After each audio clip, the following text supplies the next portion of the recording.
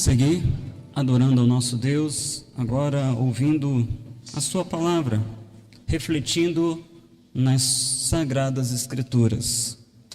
Aos nossos irmãos, às nossas visitas, nesta noite eu convido a todos a abrirem suas Bíblias no Evangelho de João, capítulo 10. Nós leremos do verso 22 ao verso de número 42. Nós temos aqui refletido em nossas noites o Evangelho de João. Já tem algum tempo. Começamos em agosto do ano passado. E o nosso objetivo, ao refletir no Evangelho de João, era descobrir o que a Bíblia diz, o que João descreve sobre a identidade de Jesus. Quem é Jesus, segundo o Evangelho de João? E nesta noite nós vamos aqui considerar aquilo que o próprio Cristo falou de si mesmo. Jesus é o Filho de Deus. Jesus é o Filho de Deus. E a ideia que quero destacar nesta noite, irmãos, é que enquanto os rebeldes jamais se satisfazem com a mensagem do Evangelho, sempre tem alguma coisa a ser considerada, sempre tem um ponto a ser criticado. Quem é rebelde, ele nunca considera a mensagem do Evangelho. Ao invés dele apreciar a essência do Evangelho, ele fica questionando situações ou mesmo as pessoas que estão reportando a mensagem do Evangelho. Essa é uma característica do homem rebelde. Não é uma questão intelectual, mas é espiritual. A rebelião é uma questão espiritual. Mas enquanto o rebelde age assim, o eleito do Senhor, o crente, ele ouve, ele crê, ele segue a Jesus. É contrastante. O rebelde, ele não ouve, ele não crê, ele não segue. Ele fica apenas criticando. Mas o eleito de Deus, aquele que é atraído pela graça, aquele a quem o Espírito fala ao seu espírito, ele ouve, ele crê, ele segue.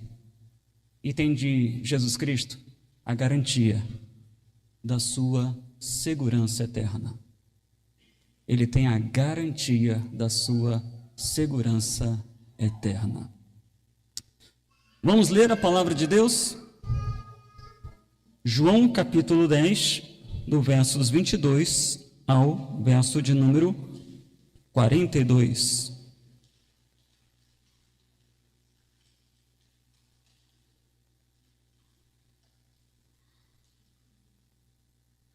A palavra de Deus diz assim: era inverno e Jesus estava em Jerusalém na celebração da festa da dedicação. Ele caminhava pelo templo na parte conhecida como Pórtico de Salomão. Quando os líderes judeus o rodearam e perguntaram: quanto tempo vai nos deixar em suspense? Se você é o Cristo, diga-nos claramente. Jesus respondeu: eu já lhes disse, e vocês não creram em mim. A prova são as obras que realizo em nome de meu Pai, mas vocês não creem em mim, porque não são minhas ovelhas. Minhas ovelhas ouvem a minha voz. Eu as conheço e elas me seguem. Eu lhes dou a vida eterna e elas nunca morrerão. Ninguém pode arrancá-las de minha mão, pois meu Pai as deu a mim e Ele é mais poderoso que todos. Ninguém pode arrancá-las da mão de meu Pai. O Pai e eu somos um. Mais uma vez, os líderes judeus pegaram em pedras para atirar nele. Jesus disse: por orientação de meu Pai, eu fiz muitas boas obras. Por qual delas vocês querem me apedrejar? Eles responderam: não vamos apedrejá-lo por nenhuma boa obra, mas por blasfêmia. Você é um simples homem, afirma que é Deus. Jesus respondeu: as próprias escrituras de vocês afirmam que Deus disse a certos líderes do povo: eu digo, vocês são deuses. E vocês sabem que as escrituras não podem ser alteradas. Portanto, se aqueles que receberam a mensagem de Deus foram chamados de deuses, por que vocês consideram blasfêmia quando eu digo, eu sou o Filho de Deus? Afinal, o Pai me consagrou e me enviou ao mundo. Não creiam em mim se não realizo as obras de meu Pai, mas se as realizo, creiam na prova que são as obras, mesmo que não creiam em mim. Então vocês saberão e entenderão que o Pai está em mim e que eu estou no Pai. Novamente tentaram prendê-lo, mas ele escapou e os deixou. Foi para o outro lado do rio Jordão, perto do lugar onde João batizava no início, e ficou ali por algum tempo. Muitos o seguiram, comentando entre si: João não realizou sinais, mas tudo o que ele disse a respeito desse homem se cumpriu, e muitos ali creram em Jesus. Observem, meus irmãos, o texto. Observe o contraste aqui apresentado por Jesus. Enquanto alguns homens, eles insistiam em não crer na identidade de Jesus, em sua filiação divina, ainda que houvessem provas cabais de que ele não era um simples homem. Havia outros que ouviam, criam e seguiam a Jesus. Dentre uma multidão, havia gente rebelde, que não se satisfazia com nenhuma das palavras de Jesus, mas havia gente crente, que ouvia, atentava para a mensagem, cria em Jesus e passava a segui-lo. E estes é que o Senhor dava segurança de vida eterna. Nesta noite quero aqui destacar 3 pontos a partir desse texto. O primeiro destaque que farei, meus irmãos, é que a graça da fé, ela é somente concedida aos eleitos do Senhor. Rebelde não tem essa graça eletiva, essa graça especial, essa bênção é apenas para aqueles que o Senhor escolheu desde a eternidade. Conforme o texto, dos versos 22 até o verso 26, conta o momento em que Jesus estava caminhando pelo templo, em uma determinada área do templo chamada Pórtico de Salomão. Durante um período de festa, no inverno, que era por volta do mês de dezembro, esta festa, e Jesus estava ali caminhando. E por que ele caminhava naquela área do templo? A sua disposição era manifestar vida, era trazer palavras de graça, palavras de gentis, palavras bondosas, de encorajamento, de ânimo, de instrução. Enquanto Jesus caminhava por esse ambiente, que era um ambiente sagrado, um ambiente do homem encontrar-se com Deus, enquanto Jesus caminhava nesse ambiente, sendo o livre acesso para que os homens encontrassem Deus, ele é rodeado por um grupo de líderes judeus que não estavam ali para beber da fonte da água da vida, estavam ali para rodeá-lo e provocá-lo.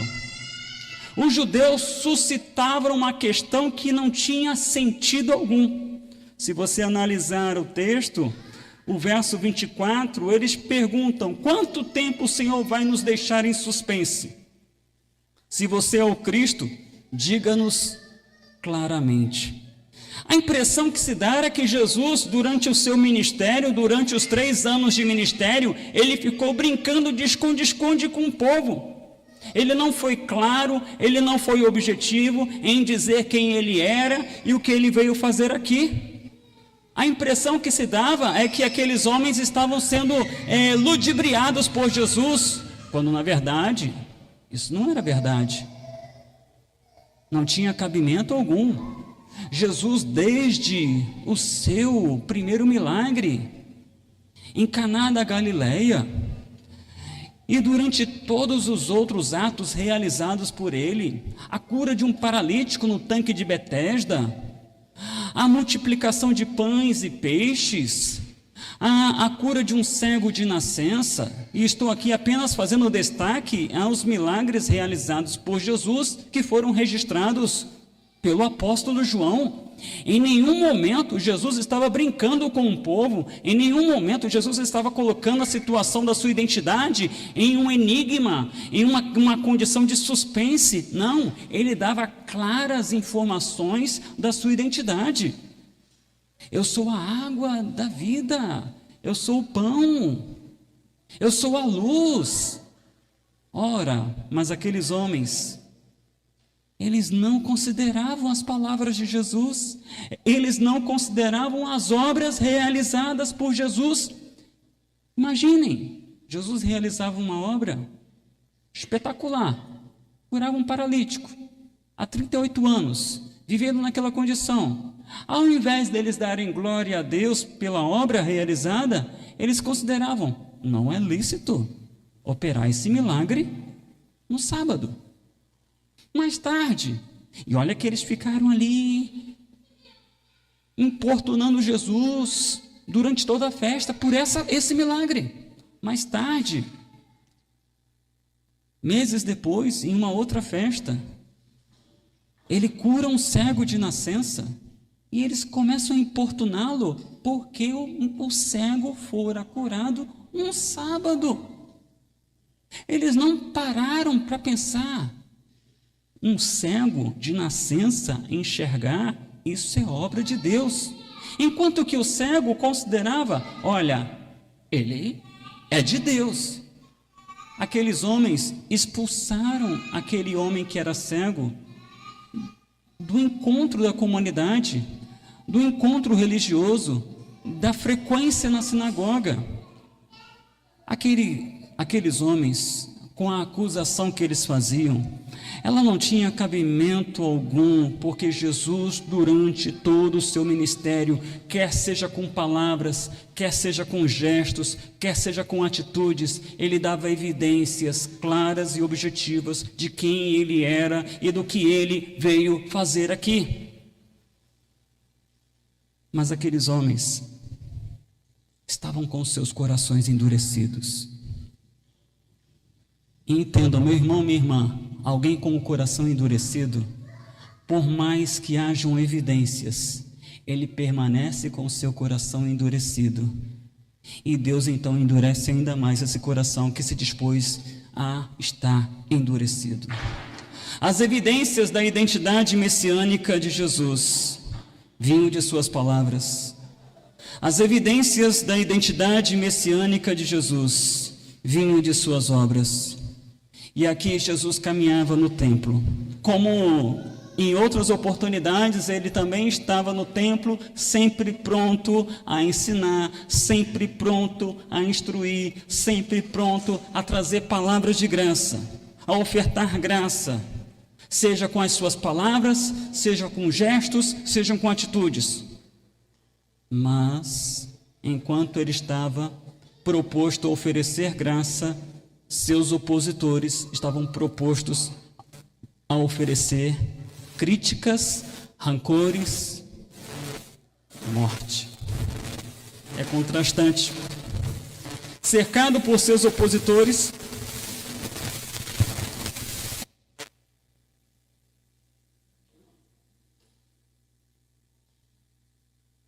a bateria já foi?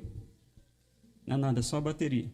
Cercado por seus opositores, que tinham apenas a intenção de causar embaraço em Jesus, ele foi categórico em dizer: vocês não creem em mim, porque vocês não são minhas ovelhas. É por isso que vocês não creem em mim. Ora, meus irmãos, aqui é uma palavra bastante importante de ser considerada. Há aqueles que teimosamente se posicionam de modo incrédulo, de modo ingrato diante de tudo que o Senhor Jesus já fez em sua vida, o Senhor Jesus diz: vocês não são minhas ovelhas, porque se fossem minhas ovelhas, não agiriam da forma como vocês estão agindo. E ele está dizendo a um público que se considerava filho de Abraão, que se consideravam filhos de Deus, por causa da sua herança religiosa, por causa da sua etnia, porque eles eram judeus. E mais atrás, no capítulo 8, Jesus considerou com eles, no Evangelho de João: olha, se vocês fossem de fato filhos de Abraão, seguiriam o comportamento de Abraão. Se vocês fossem de fato filho de Deus promove vida, mas vocês estão aqui querendo a minha morte. E aqui estava novamente eles, cercando Jesus, não como pessoas que queriam ouvir e aprender com Jesus, com aquele que é manso e humilde de coração. Não, eles seguiam, rodeavam Jesus para provocar Jesus. Quem crê em Jesus, meu irmão, minha irmã, rodeia Jesus, porque deseja ser por ele instruído. Quem cerca Jesus sendo uma de suas ovelhas, tem sempre uma expectativa de aprender algo. É alguém que tem um coração ensinável. Por mais que ele já seja alguém experiente, ele sempre está querendo aprender um pouquinho mais. Ele carrega traços em seu caráter que o assemelham ao Cristo que ele ama. E um desses traços é a humildade. E um outro desses traços é a mansidão. Graça e misericórdia o Senhor tem para aqueles que são suas ovelhas, que o cercam, porque desejam conhecê-lo ainda mais. Mas se Deus tem graça para com aqueles que humildes se apresentam diante dele, ele aborrece aqueles que são orgulhosos, cheios de presunção e que o cercam para testá-lo, para provocá-lo, ou mesmo para assassiná-lo, porque era isso que esses homens estavam fazendo. Aqueles não eram ovelhas do Senhor, porque eles não estavam dispostos a aprender com Jesus, que é manso e humilde de coração. Eles, inclusive, estavam atrapalhando o ministério de Jesus, porque Jesus foi para o templo, não para ficar vagueando pelo templo, mas para assistir às pessoas que ali estavam querendo encontrar Deus e somente poderiam encontrar Deus por meio de Jesus, que é o nosso livre acesso ao Pai que está nos céus.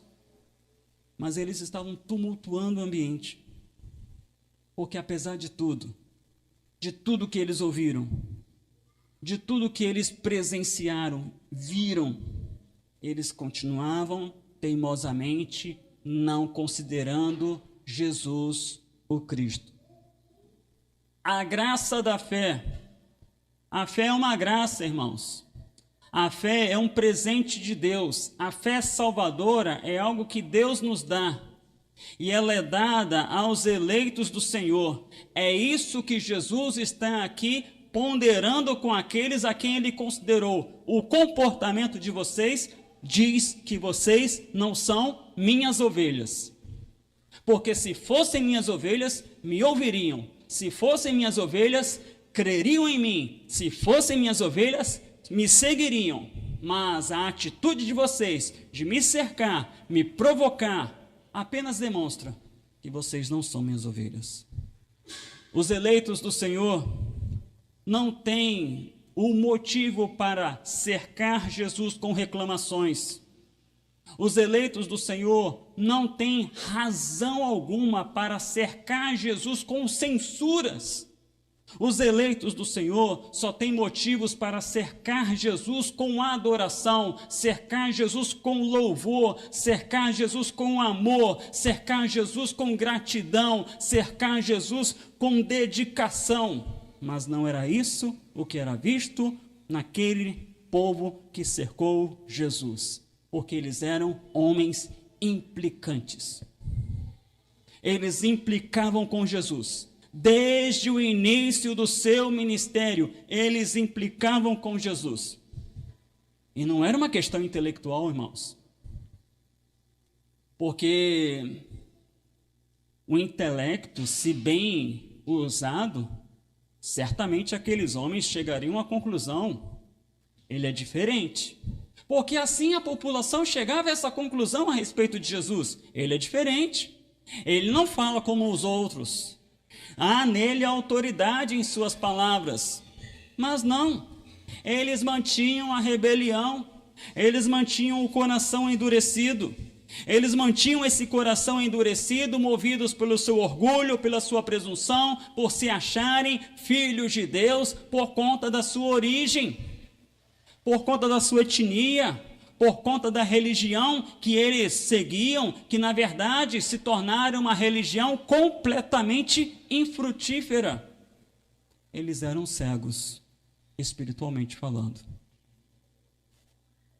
Quando alguém implica com o evangelho, essa pessoa é cega. Depois de tudo que ela ouve, depois de tudo que ela vê, se ela continua implicando com o evangelho, tristemente, ela só está apresentando as indicações, não de uma dificuldade intelectual, porque até uma criança compreende o evangelho, mas sim de uma dificuldade que é espiritual. O preconceito para com a mensagem de Jesus, ele aponta indícios de uma vida que não pertence ao Senhor Jesus. É isso que Jesus está aqui considerando.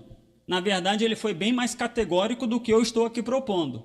Eu estou aqui colocando que alguém que tem preconceito com a mensagem de Jesus, ele está dando indícios de que ele não pertence a Jesus. Até porque eu não posso aqui fechar a questão. Eu não sou Jesus. Mas ali estava Jesus dizendo categoricamente: vocês não são minhas ovelhas. Vocês não são minhas ovelhas. Mas ora que às vezes percebemos a vida das pessoas, o modo como eles administram a mensagem de Jesus Cristo, muitas vezes as indicações que eles estão nos dando, olha, me parece que essa pessoa não é de Jesus. Porque ela não abraça essa mensagem, ela abraça somente a parte que lhe convém. E a primeira consideração que quero aqui fazer nesta noite, meus irmãos, é que um coração que não é ensinável, um coração que não está pronto a aprender com Jesus e a considerar toda a mensagem do Evangelho, esse coração, ele me dá evidências de que talvez ele não pertença ao aprisco do Senhor. Porque o coração que pertence ao aprisco do Senhor, ao rebanho de Jesus, ele pode até dizer: olha, essa palavra é difícil, eu não sei como vou fazer isso, mas ele nunca vai dizer: isso aqui eu não cogito na minha vida, porque se é a palavra do Senhor, eu quero que ela se aplique à minha vida. Às vezes ele fica um tanto que inquieto, chegando ao ponto do desespero, por ele não conseguir ver aquilo se tornar plausível em sua vida. Mas ele nunca vai deixar de considerar aquilo que Jesus ensina para a sua vida. Paulo, em um momento de crise, ele chegou a um desespero. Miserável homem que sou, quem me salvará do corpo desta morte? Mas ao mesmo tempo que ele estava vivendo essa crise, ele chega à paz, porque ele observa que Jesus Cristo o livraria dessa situação, desse antagonismo dentro do seu coração, dessa luta que se travava em seu interior. Meus irmãos, como está o nosso coração diante do Senhor? Como está o nosso coração após ouvir uma mensagem de Deus? O nosso coração, ele para ouvir, considerar, crer, no sentido de receber e aplicar a vida, Ou nós ficamos aqui a fazer ponderações porque você não concorda com questões que são circunstanciais, mas não ferem a essência da mensagem que está sendo apresentada para você. Seu coração é ensinável, porque o coração ensinável é um coração que está dando indicações que pertencem a Jesus Cristo. Ele cerca Jesus, mas não cerca Jesus com censuras, com críticas, com curiosidades, mas cerca Jesus com necessidades. E a maior necessidade dessa pessoa não é o que Cristo pode dar, mas sim quem Cristo é, porque ele carece de se relacionar com o pastor de sua vida. A dureza de coração, diante da exposição da mensagem, ela traz sérias indicações de que talvez essa pessoa ainda não tenha encontrado a salvação. Ainda que ela trilhe o caminho da religião. A graça da fé é somente concedida aos eleitos do Senhor. E aos eleitos do Senhor, sigo para o segundo ponto a ser destacado nesta noite. Aos eleitos do Senhor, a quem é dada essa graça da fé, de ouvir, crer e seguir Jesus, Jesus garante a vida eterna. E a garantia da vida eterna é de algo muito seguro. Algo que você não corre o risco de perder. É algo que Deus dá e te mantém naquele caminho até o fim. Há muitos que vivem no universo evangélico uma vida de inconstância, porque confiam muito na sua justiça própria, e diante da sua justiça própria, ora eles acreditam que são salvos, ora eles acreditam que não são salvos, porque estão confiando em sua justiça própria, no que eles fazem ou deixam de fazer. Se eles fazem coisas boas, hoje eu estou salvo, estou firmão. Mas se no dia seguinte ele tropeça aqui, ali ou acolá, eu acho que eu perdi minha salvação hoje. E vive nessa, Deus me quer, Deus não me quer, Deus me quer, Deus não me quer. Isso é algo que aterroriza a nossa alma. É algo que machuca o nosso ser e nos leva até mesmo ao adoecimento ou à hipocrisia. Das duas, uma. Esse Deus me quer, Deus não me quer, Deus me quer, Deus não me quer. Ou eu me torno um hipócrita religioso, ou eu me torno um crente sensível, adoecido. Porque eu fico considerando, depois do que eu fiz hoje, depois do que eu pensei no culto lá, acho que Deus não me quer mais não. Você acha que a vida cristã é assim? Você acha que Deus enviou seu Filho ao mundo para que você pudesse sentir essas inquietações quanto à segurança da vida eterna? Claro que não, irmãos. Observe o que diz os versos de 27 a 30. Minhas ovelhas ouvem a minha voz, eu as conheço e elas me seguem. Eu lhes dou a vida eterna e elas nunca morrerão.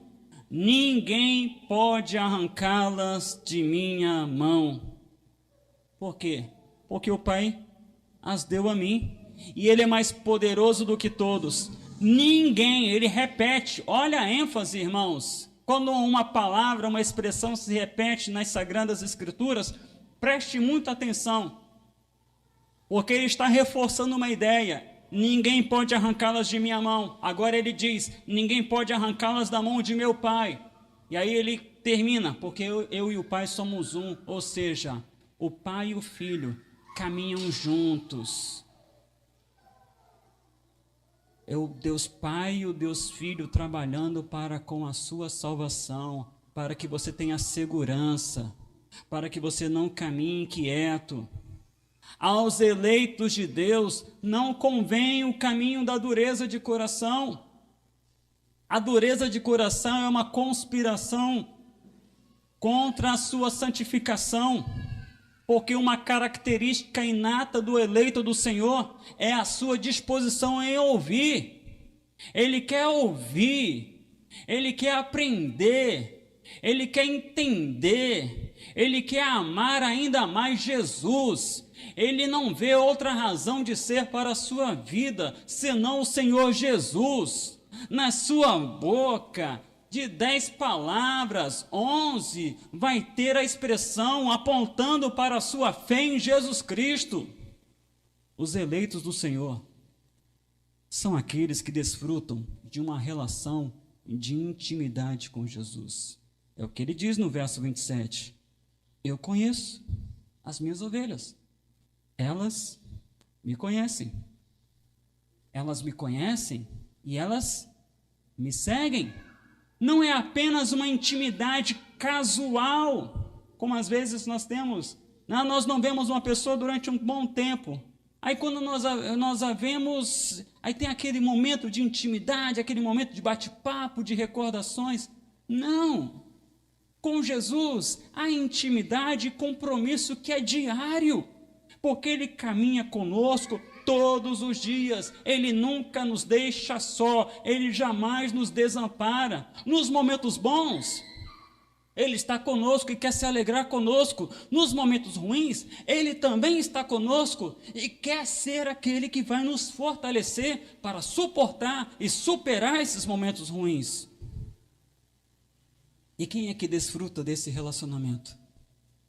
Aqueles a quem o Pai elegeu na eternidade, a quem o Filho deu a sua vida na cruz, e a quem o Espírito convenceu do pecado, da justiça e do juízo. O Espírito promoveu vida na sua vida para que ele pudesse amar a Jesus Cristo, para que ele pudesse dedicar sua vida a Cristo. Tendo de Jesus, conforme você pôde perceber, no versos 28 e 29, a garantia da salvação. A garantia de que nem a morte é capaz de fazer com que esse relacionamento se rompa. Nós amamos aqui, os casados amam suas esposas. Mas um dia, esse casamento haverá de se desfazer, infelizmente. Porque nos despediremos. A morte, e só a morte, traz fim a um casamento, segundo a Bíblia. E é um dia de grande luto. Mas a relação com o Cordeiro, nem a morte pode desfazer. Nem a morte, nem a vida, nem os anjos, nem os principados, coisa alguma pode nos separar do amor de Deus em Cristo Jesus. Isso é saúde. Saúde para a tua cabeça, saúde para a tua alma. Essa ideia de que nada pode me arrancar das mãos do Senhor. Olha só o que Jesus estava aqui considerando. Eu lhes dou a vida eterna, nunca morrerão, jamais serão sequestrados. A ideia aqui, abduzido, sequestrado, arrancado. O verbo traz esse conceito. Ninguém pode, ainda que com violência, arrancá-los de minha mão ou da mão de meu Pai. Ninguém. Jesus assegura às suas ovelhas que por maior que seja a força imposta para arrancá-lo das mãos dele, das mãos do seu Pai que está nos céus, não haveria êxito. E ele considera, por quê? Porque o Pai me deu essas ovelhas e Ele é mais poderoso do que todos. Nada nem ninguém pode nos separar do amor de Deus em Cristo Jesus. Essa é a graça que você tem porque creu. Essa é a graça que você tem porque você ouviu, creu e seguiu a Jesus. Essa é a graça que vai te acompanhar durante todos os dias da sua vida. Portanto, não endureça seu coração quando essa graça é manifesta em sua vida, em mensagens, em canções, em cultos ou no seu dia a dia. em suas devocionais, não endureça seu coração, não comece a escolher o que você vai considerar, o que você não vai considerar em relação à mensagem de Deus, porque isso não combina com uma ovelha de Jesus. Jesus explica aos seus opositores o porquê suas ovelhas não podem ser arrancadas de suas mãos, porque o Pai é poderoso. Lembre-se disso, nos seus dias maus, nos seus dias de infortúnio, nos seus dias que você fica bravo consigo mesmo pelo que você fez ou pelo que você deixou de fazer, que nada nem ninguém pode tirá-lo das mãos do Senhor, nem você mesmo. Eu não quero mais saber de Jesus. Eu não quero mais saber de igreja. Nem você tem esse poder. Porque aquele que é mais forte que você não permitirá que você se afaste do caminho da fé. O segredo da igreja perseverar até o fim, conforme Jesus declarou em Mateus 24, aquele que perseverar até o fim será salvo. O segredo de perseverar até o fim é porque nós temos alguém que nos preserva. É porque Ele nos segura nas suas mãos que nós perseveramos. A ação acontece lá nos céus, Ele está segurando a gente em suas fortes mãos. Mãos essas que foram machucadas por causa de mim e de você, essas mãos é que nos seguram, essas mãos é que nos protegem, e por isso os eleitos de Deus têm segurança da vida eterna. Eles não têm segurança da vida eterna por causa da sua justiça própria. Não, eu sou salvo, sim, por quê? Porque eu vou na igreja, eu entrego meu dízimo, eu canto as músicas, eu até tenho carteirinha de membro. Não é isso que te faz ter segurança da vida eterna. O que te traz segurança da vida eterna são as promessas do Senhor. De manhã nós consideramos aqui os passos para uma vida abençoada, para um futuro abençoado. E um dos passos era confie na promessa do Senhor. Olha aqui uma promessa do Senhor. Às vezes você fica diante das circunstâncias da vida com medo. As coisas estão afunilando, a situação está ficando cada vez mais hostil, e você fala, será que eu vou continuar nesse caminho? Será que eu não vou dar para trás?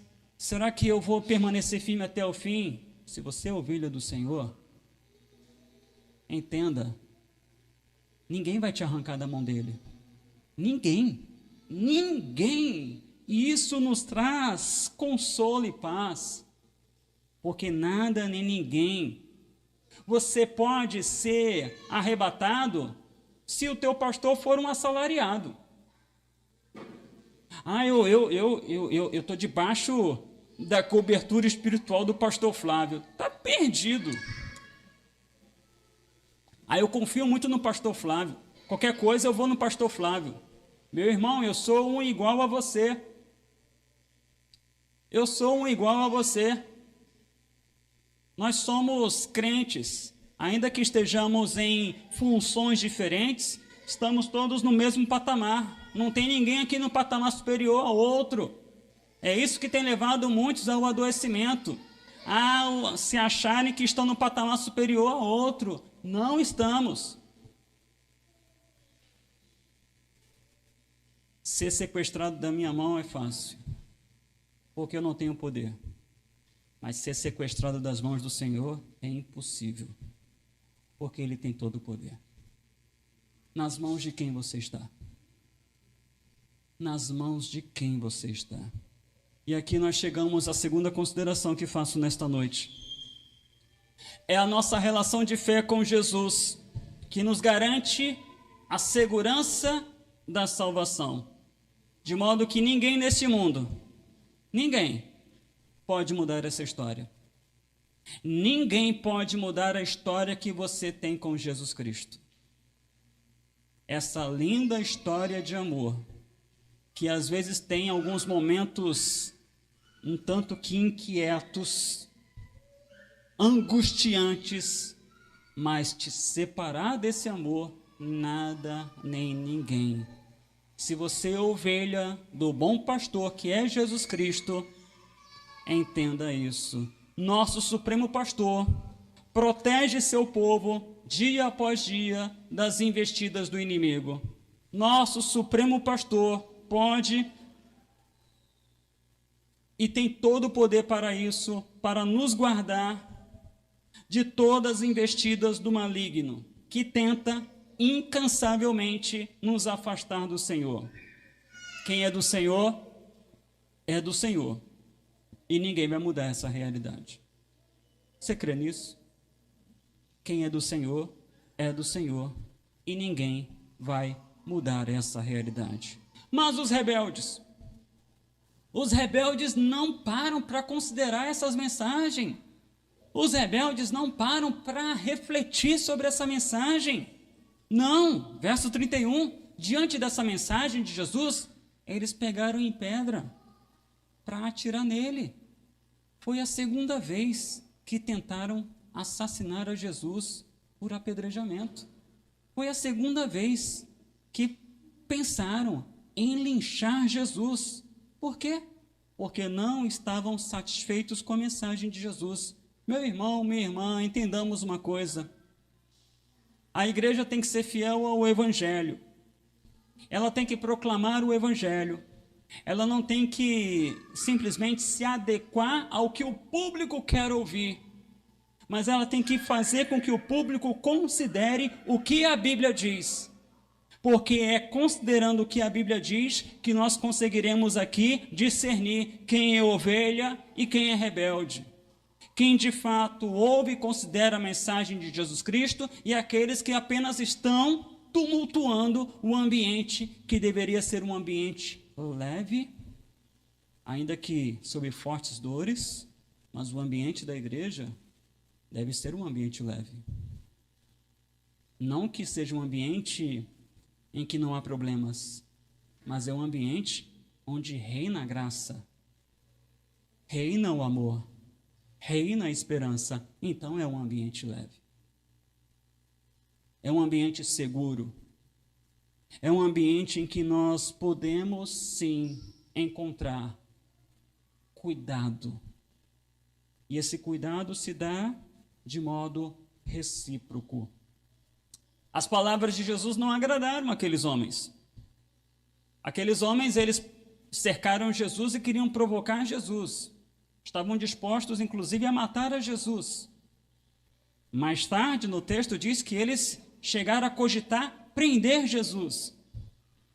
Mas Jesus não se deixou intimidar por esse povo. E a igreja não pode se deixar intimidar por aqueles que são reprovados, orgulhosos, que apenas querem tumultuar o ambiente da fé.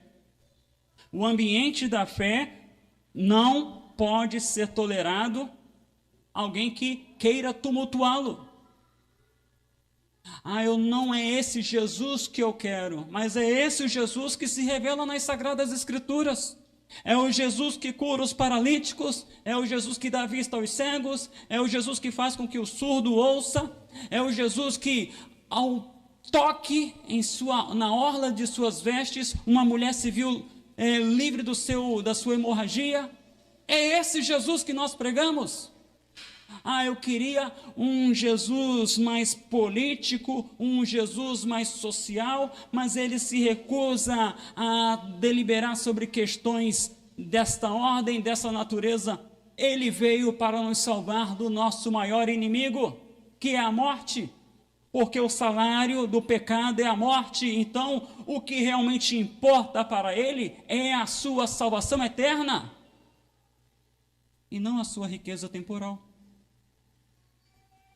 Como alguns que já se debandaram do Evangelho, primam em tratar de uma felicidade temporal, de riquezas desta vida, como se pudéssemos levá-las para o mundo vindouro. Aqueles homens queriam apedrejar Jesus. E aí Jesus considerou: por que vocês querem me apedrejar? Por qual das obras que o Pai me deu, vocês querem me apedrejar? E eles então afirmam: não é por nenhuma das obras, mas é porque você é um blasfemo, você insulta a Deus, você diz que é filho de Deus e você é um homem comum. Como assim? Vejam, meus irmãos, não é uma questão de intelecto, é uma questão espiritual. Ali estavam os homens que eram a nata do povo de Israel, mas que estavam considerando Jesus como um homem comum. Como um homem comum dá vista ao cego? Como um homem comum faz com que um paralítico ande? Como um homem comum multiplica pães e peixes para 5.000 pessoas? Como um homem comum faz com que um surdo ouça? Como um homem comum faz tudo o que ele faz? Mas o rebelde, ele demonstra na sua rebelião irracionalidade. E esses homens estavam dispostos a cometer um crime, porque alegavam que Jesus era um homem blasfemo. Mas quem de fato era blasfemo?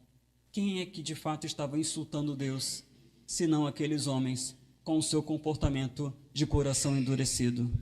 Aqueles homens estavam dispostos a demonstrar infidelidade ao Deus que lhes prometeu o Messias. O Messias veio, mas eles não consideravam, porque eles queriam um Messias de acordo com as suas expectativas humanas.